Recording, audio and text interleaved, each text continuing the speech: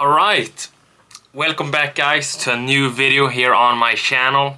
I'm gonna start this one off a little bit different because as you can see I'm sitting here by my computer.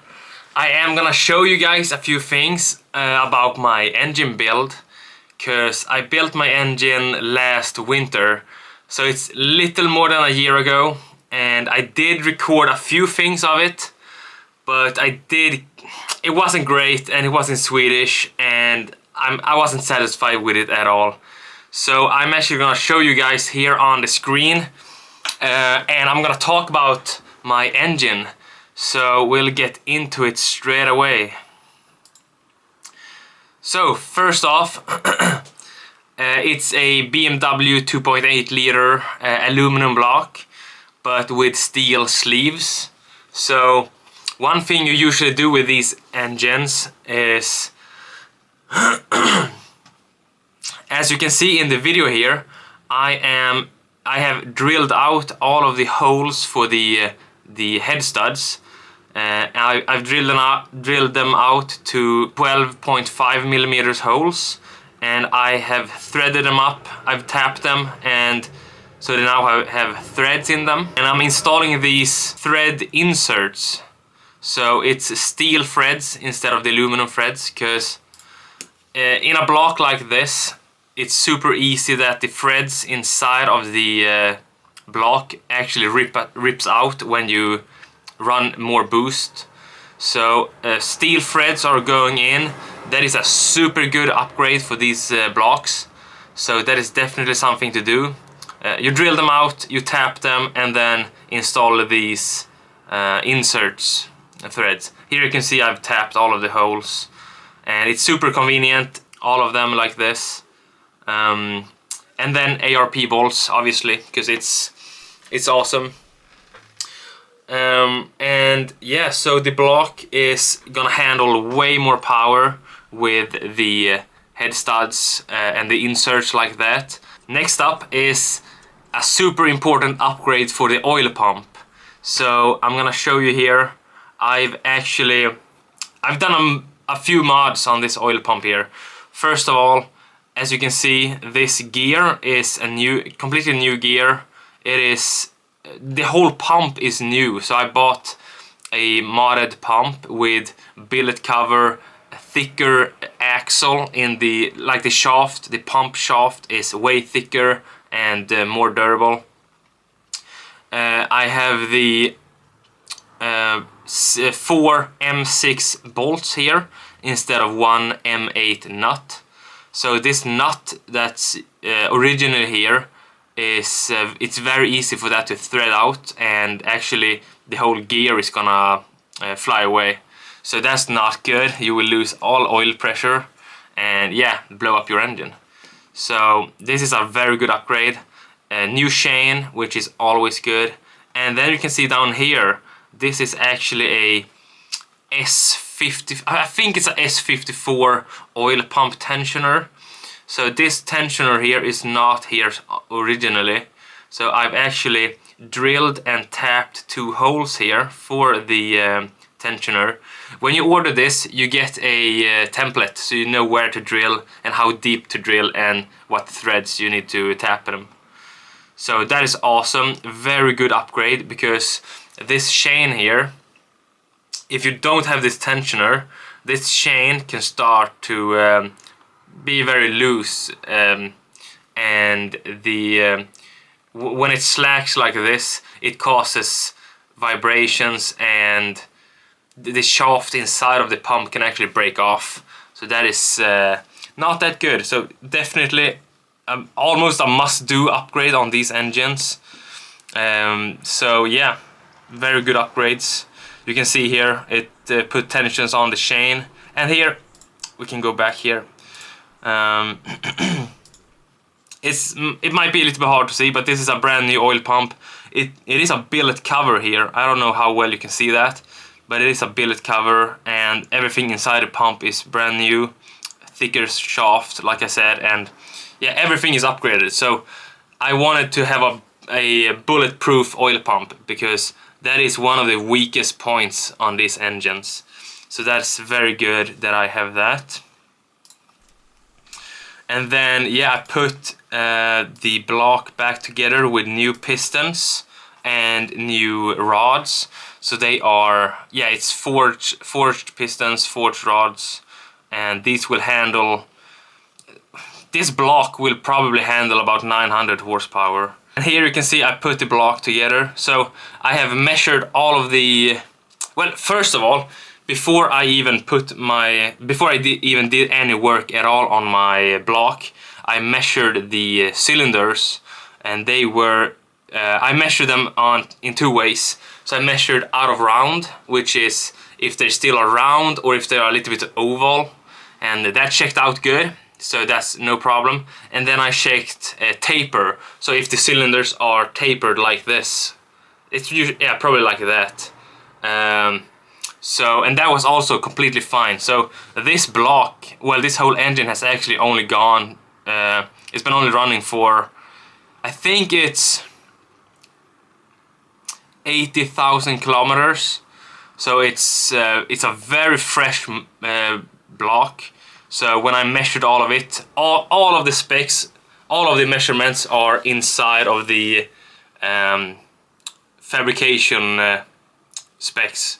So that is very, very nice.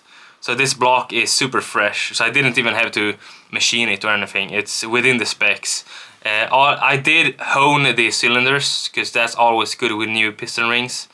So I measured the bearing clearances, so I have the right specs on that.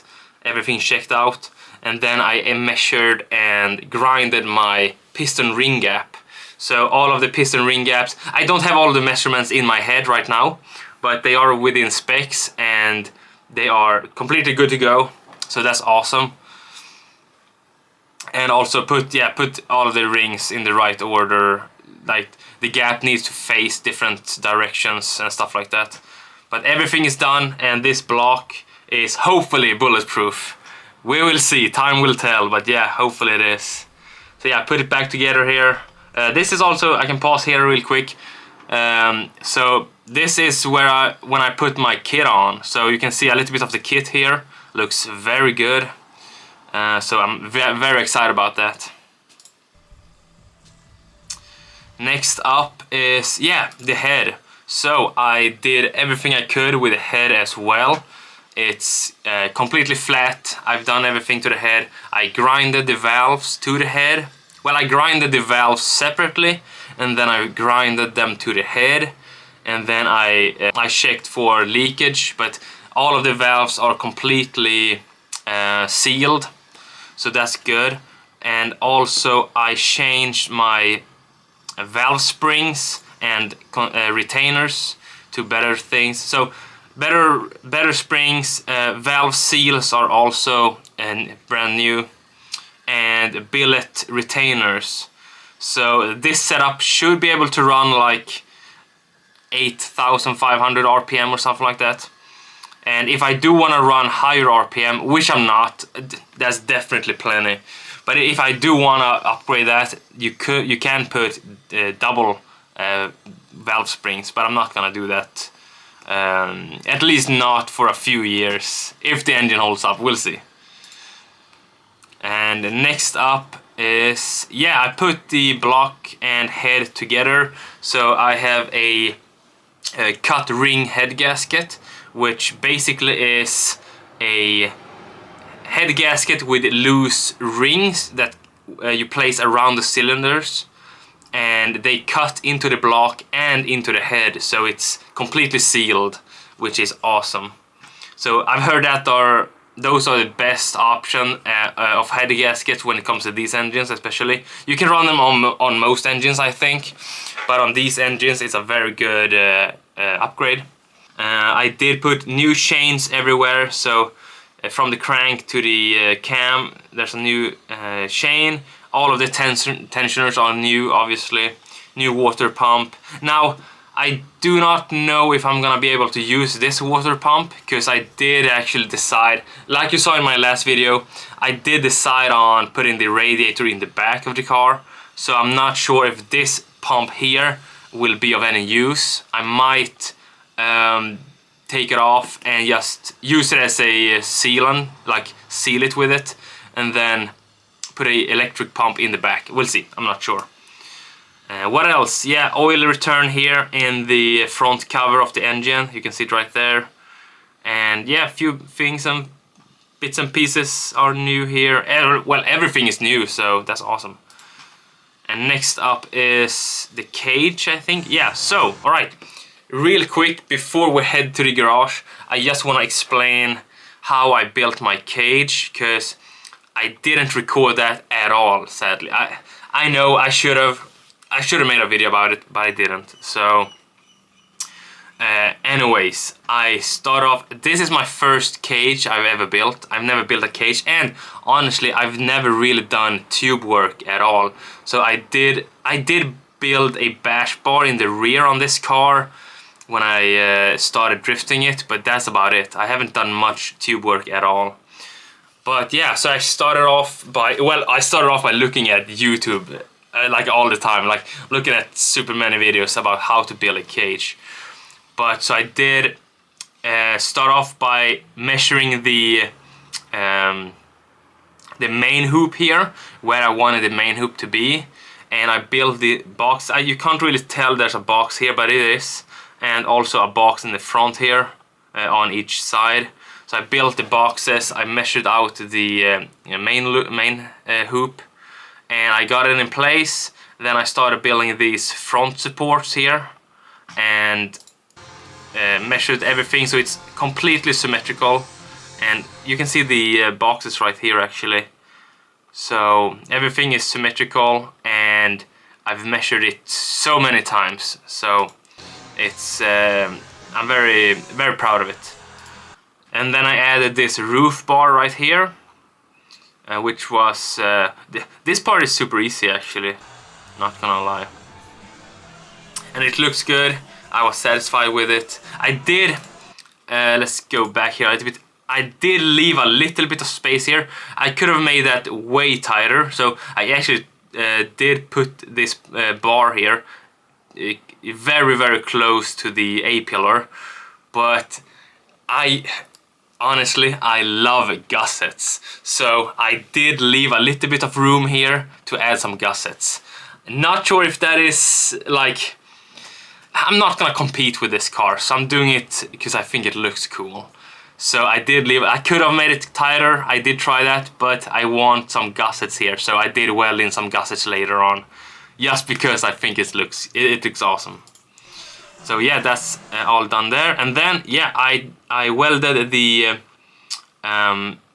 roof bars right here, and then I'm not sure what these are called. If this is a helm bar, I'm not sure. And then a few bars on the front here. And then as you can see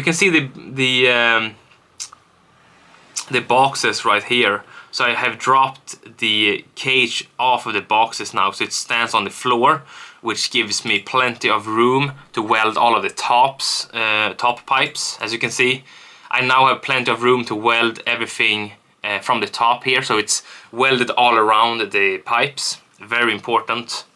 And also, it's kind of hard to tell, but when you are working on a cage like this, and actually most tube work, it's when you cut a pipe, it will leave like if you cut a pipe straight off and you weld it, it's not that big of a contact area to weld on. So what I did, and I saw it on YouTube as well, when you cut the pipe and notch it, you need to notch all of the pipes, and then you cut a little lip here, so you are sure that the weld is actually hitting the whole pipe, the whole thickness of the pipe.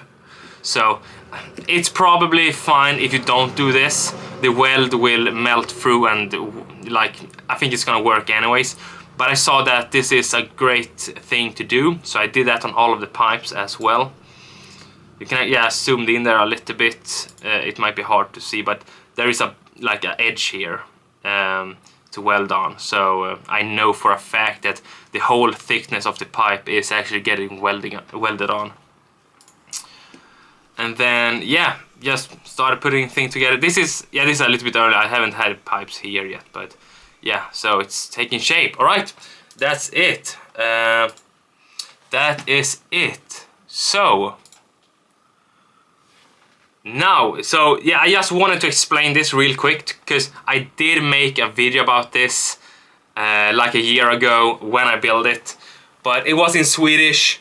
It was not great, to be honest. I didn't really want to put it up, so I uploaded on my Instagram a few days ago that I scrapped that video and I'm focusing on my English videos now instead. So yeah, that's I didn't want to upload that, so I'm using the footage and doing this instead. Now we have a little bit more insight on both the engine and when I started working on the cage. If you guys would like me to go over the cage now that it's complete in the car, it's completely finished, I could do a video about that if you want me to explain a bit, some more things about it, whatever you want. So just comment down below if there's anything you want to see. But yeah, anyways, let's head to the garage because we have a lot of things to do. See you there.